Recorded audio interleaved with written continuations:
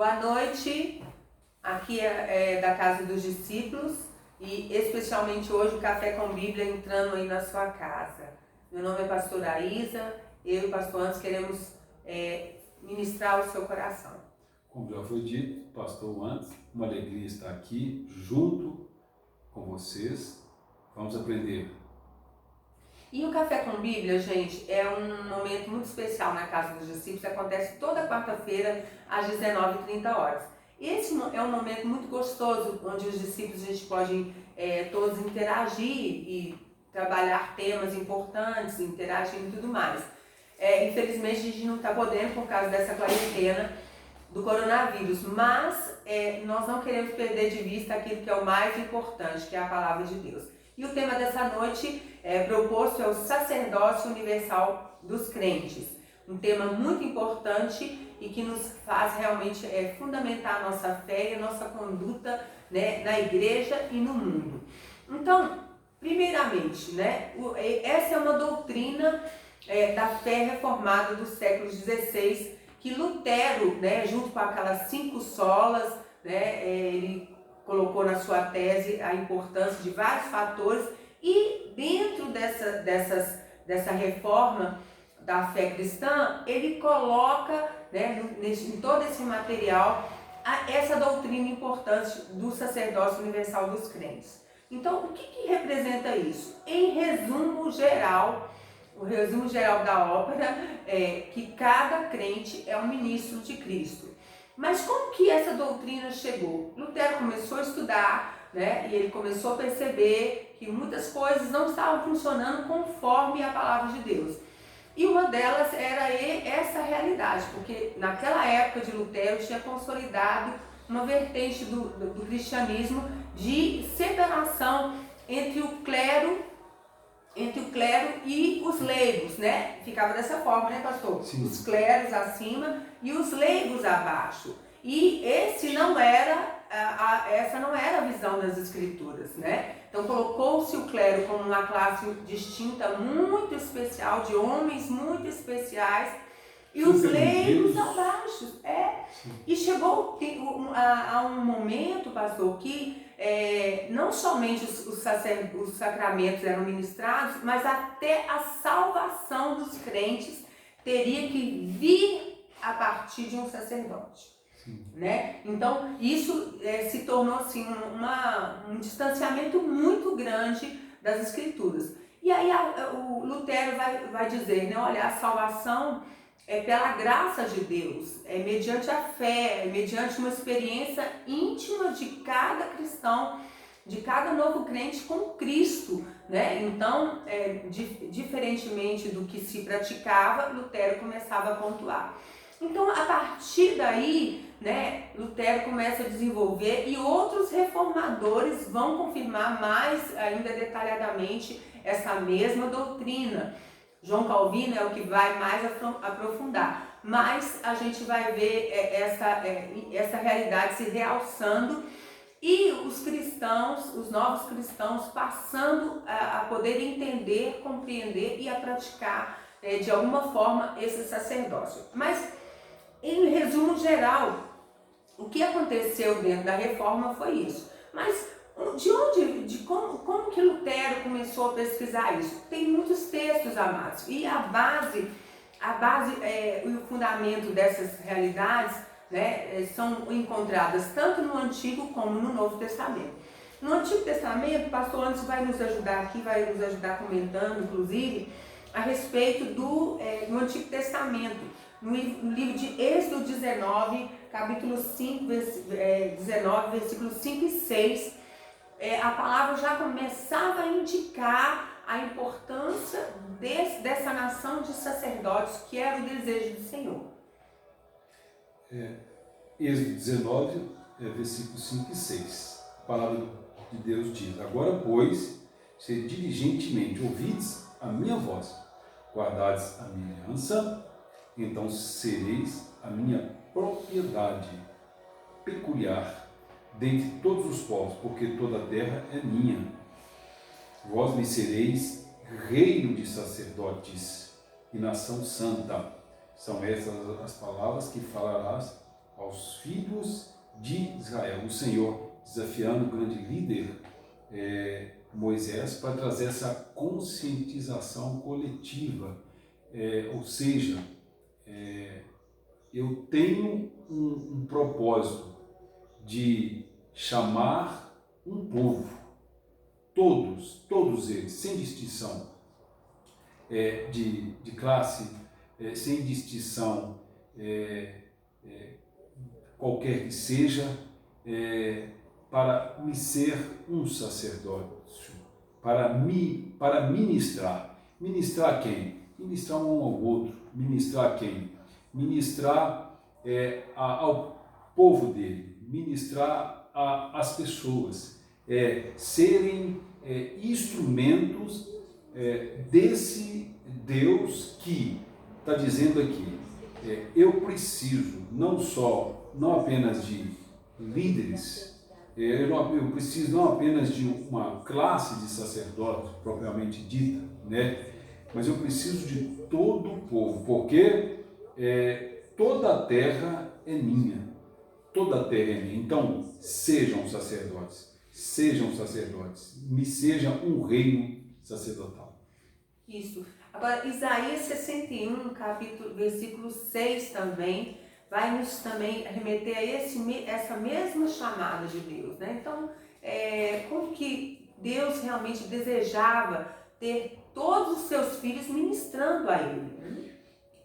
Mas vós sereis chamados sacerdotes do Senhor, e vos chamarão ministro de nosso Deus. Comereis as riquezas das nações, e na sua glória vos gloriareis. Mais uma vez aqui, através do profeta Isaías, o Senhor categoricamente afirmando, assim como lá com Moisés, afirmando, vocês serão chamados sacerdotes do Senhor, ministros, ou seja, servos do Deus vivo. Vocês serão chamados, e mais do que isso, vocês servirão, ou seja, não é apenas a questão de título, nome, vocês serão o quê? Servos, ministros, vocês serão instrumentos para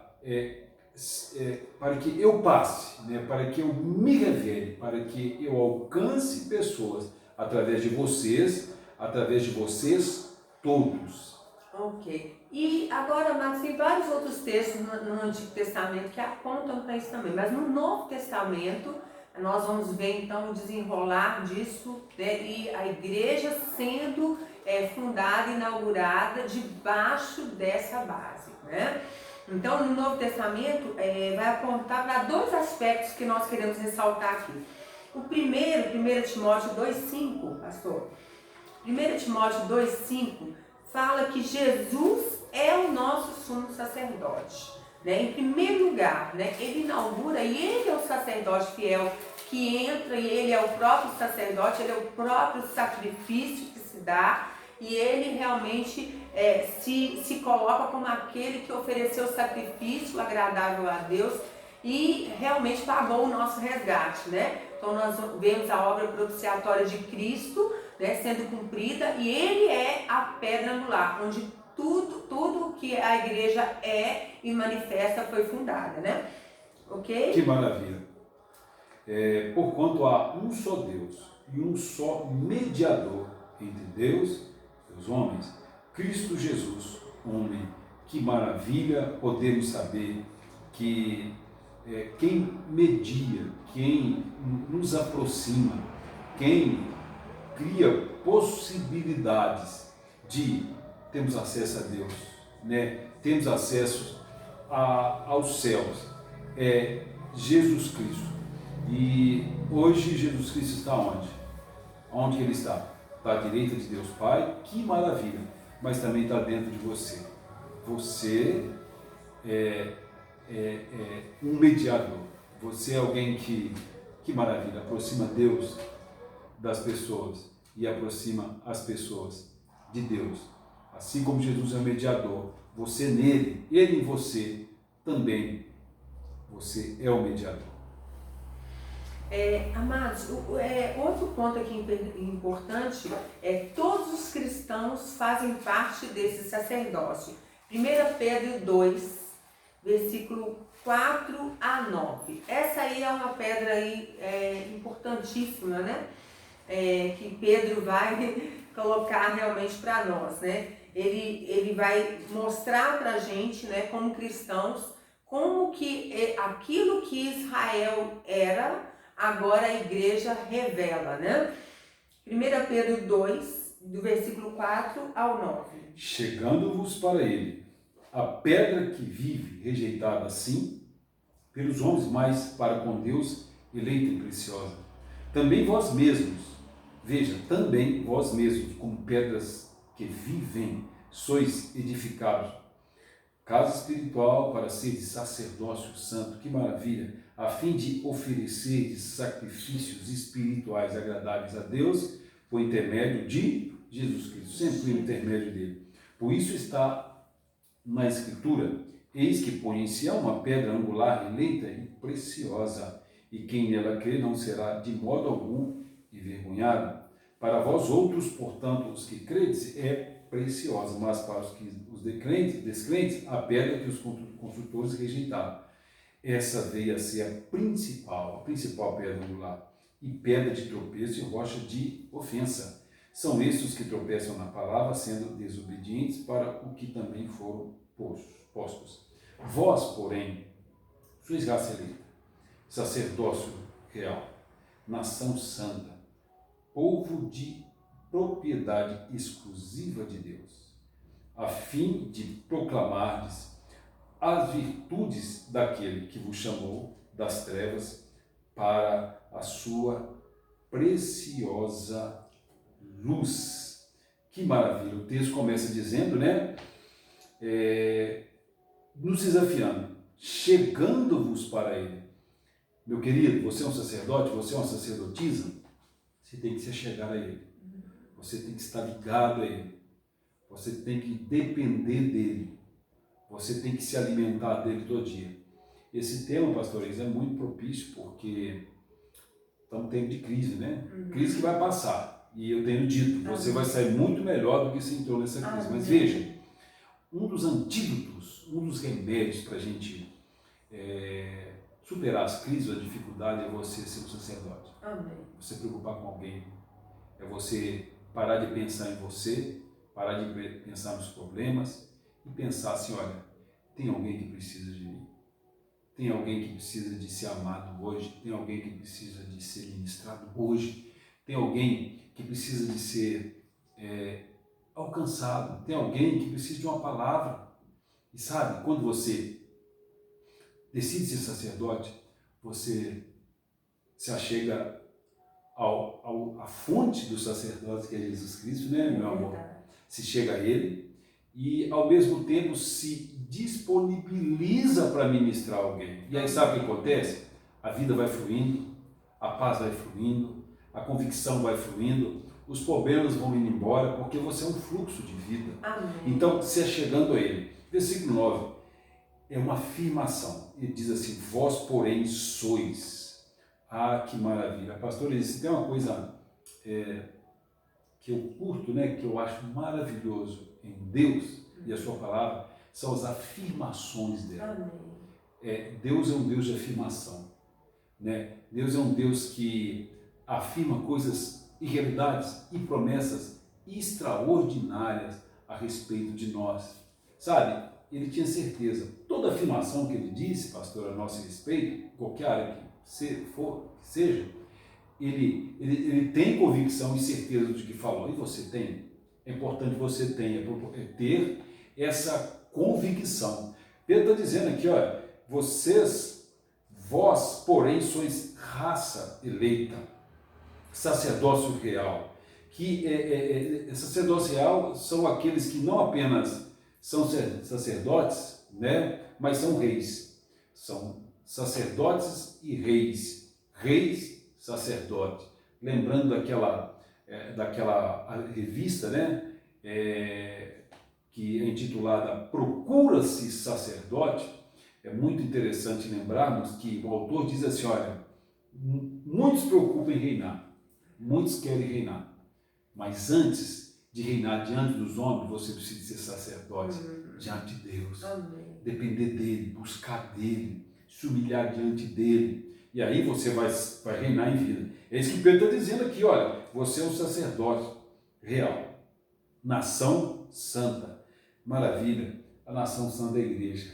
Amém. A igreja do nosso Senhor Jesus Cristo, né? Aqui, povo de propriedade exclusiva de Deus, a fim de, eu estou terminando, pastor, a fim de proclamar, você é um proclamador de esperança, proclamador de restauração, proclamador de superação, você é um proclamador, e você vai proclamar o quê? As virtudes daquele que vos chamou das trevas para a sua maravilhosa luz. Você é um proclamador das virtudes, do poder, da essência do sacerdócio maior, que é Jesus Cristo, nosso Senhor. Aleluia. Amém. Gente, esse é um dos textos principais que vai pontuar que se você esmiuçar ainda mais, pastor, né, esmiuçou um pouquinho, se você estudar ele ainda mais, você vai perceber essa vocação a quem o Senhor nos chamou, né? Então isso é maravilhoso. Em Apocalipse 1, versículos 5 e 6, também vai pontuar isto, né? Olha, Apocalipse já trabalhando isso. Fala para nós, pastor. Que maravilha. O livro da revelação, né? O livro do Apocalipse, né, pastor? A história é cheia de momentos apocalípticos, né? E olha o que está dizendo aqui, olha. Apocalipse 1, 5 e 6. E da parte de Jesus Cristo, fiel testemunha, o primogênito dos mortos e soberano dos reis da terra, aquele que nos ama e pelo seu sangue nos libertou dos nossos pecados e nos constituiu, fomos constituídos, pastor, reino. Então lá em Pedro ele fala que nós fomos chamados, né? Pedro fala que nós somos, né? Nós somos raça eleita. Aqui João está dizendo que nós somos constituídos reino, sacerdotes para o seu Deus e Pai. Que maravilha! A Ele a glória e o domínio pelos séculos dos séculos. Amém. Então somos sacerdotes de Jesus Cristo e somos sacerdotes de Deus e o Pai.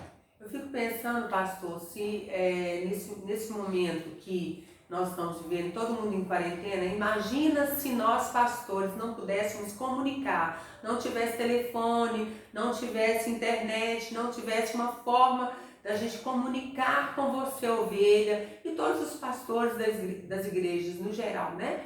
A gente não pudesse se comunicar. E se nós cristãos não tivéssemos a consciência de ser um sacerdote, como que nós ajudaríamos os nossos familiares? Como que nós seríamos resposta para o nosso vizinho ou para aquela pessoa que de repente estaria diante de nós pedindo socorro?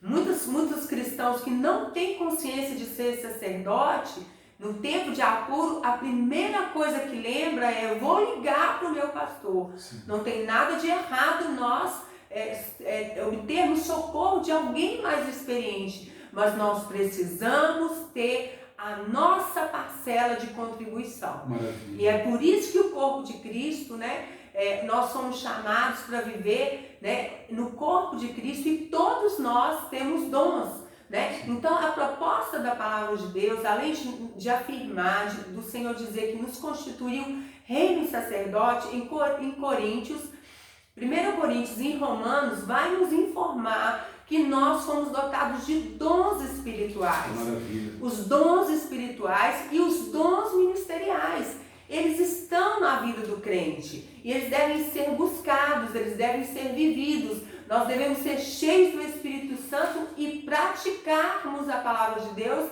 debaixo do governo do Espírito, exercendo dons e ministérios, né? Então é tão lindo, né? Você pode procurar lá em 1 Coríntios 12, 14 também tem. E Romanos 12 vai falar sobre os dons espirituais. Aqui nós não temos tempo de ler eles, mas leia lá, existem os dons que te capacitam a exercer o seu chamado como discípulo de Cristo, como sacerdote real de Deus, né? E também Efésios 3, Efésios 4, vai falar dos dons ministeriais. Então, no corpo de Cristo, todos nós somos sacerdotes. É claro que também em Efésios 4 aplica-se a palavra dizendo que há alguns ministros, alguns que são destacados para o treinamento desses outros sacerdotes. Sim. O treinamento dos santos é que Efésios 4 diz, né? Uns foram chamados para mestres, pastores, profetas, evangelistas, profetas e apóstolos, né? Eu falei na ordem inversa, né? Mas apóstolos, profetas, evangelistas, pastores e mestres, esses foram levantados para o treinamento, mas eles não têm, não é uma classificação de pessoas super semideuses, não. São pessoas comuns, porque Cristo, quando lidou com seus discípulos, com seus apóstolos, ele chamou para perto de si, treinou, disse para eles: olha, todos vocês serão servos uns dos outros. Vocês irão se reunir para colaborar, contribuir uns com os outros, a ponto de na mesa, pastor, da ceia, ele sair como sumo sacerdote, vir vestir a toalha, né, e lavar os pés dos seus discípulos e dizer: olha, é assim que vocês vão liderar, é assim que vocês vão servir. Pastora, foi interessante você falar fora da ordem, né? Porque ali em Efésios há uma ordem, mas não há uma hierarquia. Exatamente. Muitas pessoas tratam aquela ordem ali como uma hierarquia, ou seja, os apóstolos estão acima dos profetas, que estão acima dos evangelistas, que estão... Nada disso. Não há hierarquia, né? Mas sim o chamado de pessoas que são úteis no corpo de Cristo para capacitar todos os outros sacerdotes, para capacitar toda a igreja para fluírem, tá? De certa forma, fluir no apostólico, fluir no mestre, fluir no pastoreio, fluir no evangelístico, fluir no profético. Então, é interessante nós sabermos isso. Essa questão de hierarquia muitas vezes dá muito mais muito mais problema, traz muito mais constrangimento, ou traz muito mais vaidade do que qualquer outra coisa. Sabe, o importante é que todos somos sacerdotes, e uma outra palavra usada no Novo Testamento, como no Antigo também, Testamento, é ministro. Paulo escrevendo lá em Coríntios, pastor, apaziguando, sabe, a disputa dos irmãos, né, em relação aos pastores ou aos líderes preferidos, né? Um dizia assim: eu sou de Paulo, outro sou de Apolo, outro eu sou de Pedro, né? Porque Paulo tem a palavra, é o cara profundo, Pedro é o cara de milagre, ele prega com veemência, apóstolo é um grande orador. Então a igreja naquela época já estava com essa disputa, né? Aí Paulo, sabe que Paulo fala assim: olha, quem sou eu? Quem é Apolo? Quem é Pedro? Todos são... Por acaso eu morri por você. Por acaso eu morri, dou graças a Deus que eu não batizei ninguém, eu sou um ou dois. Deixa de bobagem. Aí Paulo fala assim: todos são ministros. No original, todos são escravos, todos são servos. Sabe, o melhor tipo do sacerdote, seja apóstolo, seja profeta, seja o irmão que recebe as pessoas lá na porta da igreja, seja aquele irmão que intercede, aquele irmão que aconselha, né, pastor? Seja aquele irmão que tem uma atenção, tem uma capacidade maior de ouvir as pessoas, seja um intercessor, sabe, que não parece para a igreja, né? Seja quem for, o melhor tipo para todos é servo de todos. É verdade.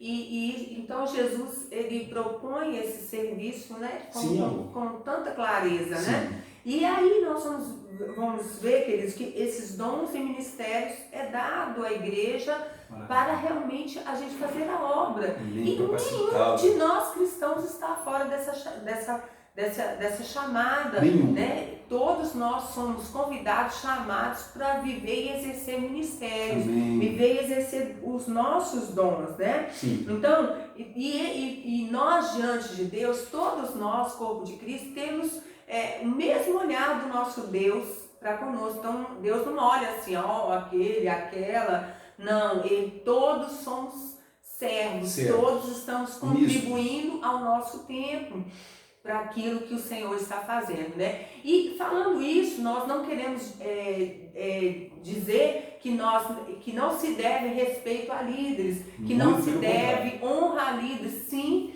a Bíblia fala, inclusive, fala e recomenda, né, a sabedoria do corpo de Cristo em honrar, em abençoar, em ajudar, reconhecer. Paulo escrevendo das cartas fala: reconheceis a homens como tais. Eles deram a vida, né? Eles se entregaram pelo Evangelho, né? Então reconheça. Isso é muito importante, né? E isso tem que ser uma coisa natural, né? Nós como líderes, nós não podemos exigir que sejamos honrados, porque a honra é algo que é natural, né? Não se pode se pedir honra. Deve ser natural das ovelhas. As ovelhas devem reconhecer Cristo, reconhecer o dom, o ministério e a autoridade de Cristo na pessoa. Sabe, pastor, quando um sinal que a honra é algo saudável, é quando ela é natural, quando ela parte do povo, né? Não aquela honra exigida, não aquela honra pregada, não aquela honra forçada. Sabe quando a honra é honra de verdade? Quando a honra é natural, é quando ela parte do povo, né? Ela é reconhecida pelo povo de Deus. E sabe quando o povo te reconhece? Reconhece os ministros, né? Aqueles que têm um ofício especial, quando eles são servos.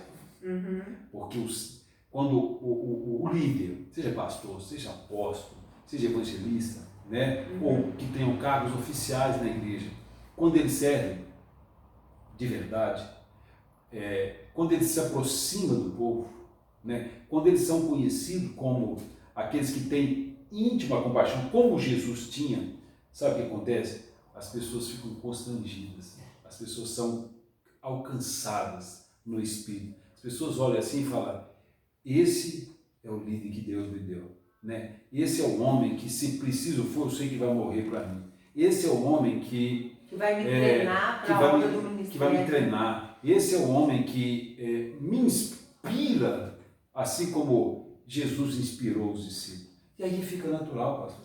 Fica uma coisa saudável, fica uma coisa gostosa, maravilhosa. O reconhecimento dos filhos ministeriais, né? Agora, queridos, olha para você ver, quando nós destacamos aqui que cada um tem os seus dons, cada um tem os ministérios e que cada um tem a sua responsabilidade, chamado diante de Deus, nós queremos apontar aqui que há algo importante. Quais são os sacrifícios que nós, como sacerdotes, cada um de nós oferecemos a Deus, né? É interessante, a adoração, todos nós adoramos, não é isso? Todos nós servimos, todos nós testemunhamos. A palavra fala de coisas que os discípulos fazem entre si, que edificam o corpo de Cristo, como exortar uns aos outros, né? Como admoestarmos aos outros, como aconselharmos aos outros, como pregar e anunciar o Evangelho, né? Cada um de nós pode pregar e anunciar o Evangelho, e por isso nós acreditamos nos grupos caseiros, nas células, GCs, se quiser dizer, né? Mas aquela oportunidade que cada discípulo tem de, no seu ambiente do lar, ser a resposta de Deus, ser um ministro de Cristo que prega a palavra, né, com sabedoria, com graça, e que, mais especialmente, talvez não teologicamente sendo um doutor, mas ele é uma testemunha de Cristo, né, Sim. pastor? aconselhar, edificar, né? Discipular. O discipular. Né? Falar mais com a vida do que com as palavras. Inspirar, seja uma inspiração, né? Cuidar, pastor. Isso, orar, interceder. Orar, interceder. E eu tenho falado, né, nas lives, né, pastor? Nesses dias em que o abraço está proibido, né, e a aproximação também, sobre a possibilidade de tomar um jato de água, estamos proibidos de sair, né? Eu tenho dito o seguinte: você, pela fé, pelo amor, pelas suas orações, você, em atitude sacerdotal, você pode ser teletransportado. Em espírito, em né? espírito. Então, meu irmão, exerça o seu sacerdócio. Onde você está? Você pode ser, através do seu sacerdócio, teletransportado. Faz uma ligação, faz um áudio, faz uma live, liga o seu telefone fixo, ou se não vai em oração, ministre, chore pelas pessoas, clame, tenha íntima compaixão, vá, você vai estar servindo, né? Há sempre uma forma de servir. Então, são inúmeras, né, maneiras.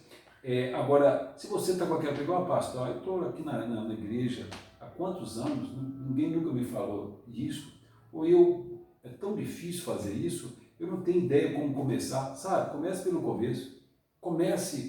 Comece, porque o verdadeiro sacerdote, primeiro, ele se apresenta a Deus, né? Ele se resolve com Deus, ele se apresenta a Deus, como o Pedro diz, né? No texto nós lemos, achegando. Então, se achegue a Ele, né? Aprenda com Ele, e aí você vai aprender com Ele e vai aprender com todos os outros sacerdotes, pessoas na igreja que fazem, sabe? Que trabalham, que estão ativos no corpo de Cristo. Comece a fazer, comece a servir, e você vai ver que é maravilhoso. É maravilhoso. Como diz a Darinha, né? Quando era pequenininha, é delicioso, né? Você servir alguém, abençoar alguém, sabe? E transformar esse alguém. É verdade. Transformar, libertar, trazer brilho nos olhos das pessoas através do sacerdócio. Que maravilha. Amém. Então, amados, nessa hora agora, desse tempo que nós estamos, nós vamos fechar aqui o nosso entendimento, observando, tendo consciência do que nós, evangélicos, cristãos, estamos vivendo hoje no mundo todo, vamos dizer, né, no mundo mais ocidental, né, porque no Oriente há muito, uma igreja mais simples e prática e viva, né? Mas o que é que se vive hoje e que